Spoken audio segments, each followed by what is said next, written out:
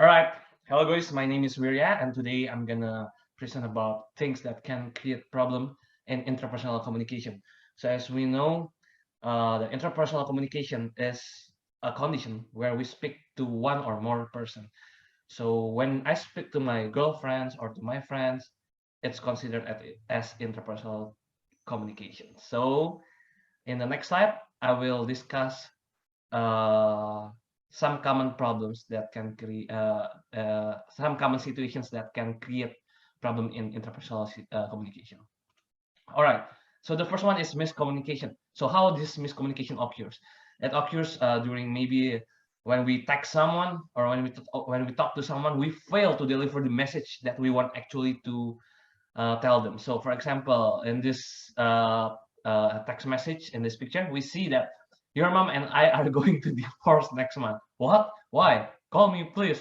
I wrote Disney and this phone changed it. So yeah, it's funny because he, this person is actually writing Disney. Yeah, he actually writing Disney, but the phone changed it into divorce. So yeah, it's a type of miscommunication. This is just a simple example.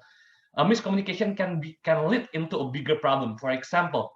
Or for example, if there is a teacher that give assignment and the students doesn't interpret that assignment well, in the end, the assignment will not be expected as the teacher want. So yeah, if miscommunication are not clarified, it will lead into a big problem. So this is just a simple problems, but we know that in this world there are miscommunications that can lead into bigger problems that will trigger a fight, bad productivity, and so on. So yeah, next.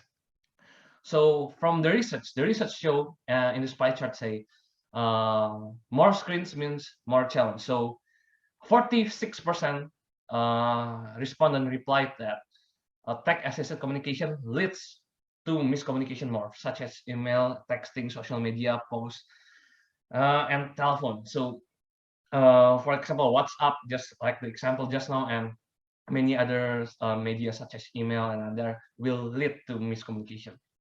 For communicating in person, it's only 11%.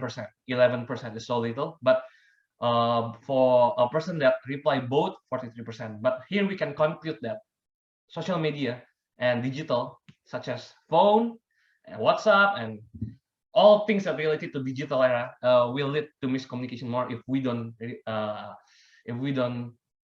really apply what we learn in communication daily. So if we just texting people randomly, maybe a high chance of miscommunication will occur. So next, another problem, another things that can lead to a problem is ego. Ego is a very big problem because this is the mindset of egoistic people. I don't care about you. I just wanted to win. Everything is just about me. So which is very bad for our surroundings. Why? Because first, it creates problem, and you will never grow because in egoistic, you don't provide win-win solutions for the other people. You just want to win by yourself, so you will never grow. If you want to grow, you should think critically so that you will have a good thinking process so you can provide a win-win solutions so that many people will agree with you and like you. So if you have egoistic characteristic, you should get rid of that because it's holding you from growing. So this is an example of what ego can do. This is Putin and Zelensky.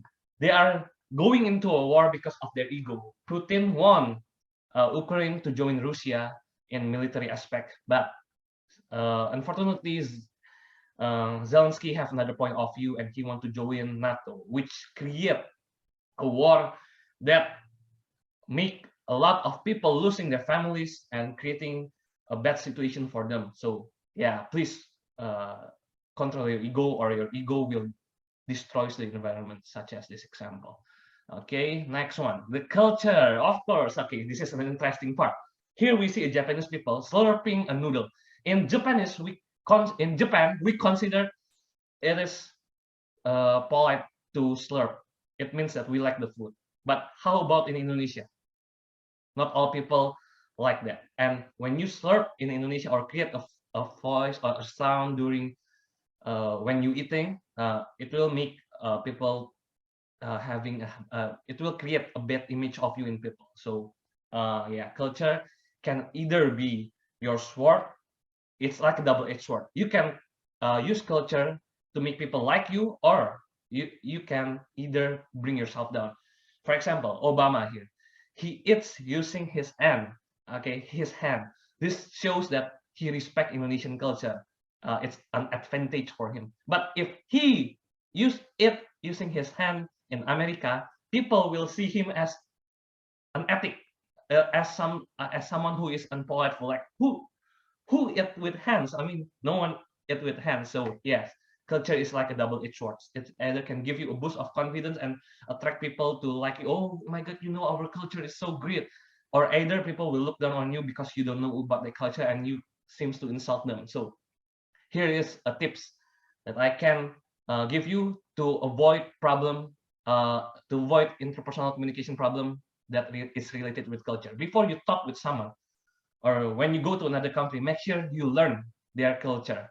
And by learning their culture, you can use it for your advantage. For example, like you praise the culture or you follow their culture, which will make you likable and people will love to communicate with you and you will avoid any interpersonal communications problems. So this is all from me. Thank you for listening. See you on the next video. Bye bye.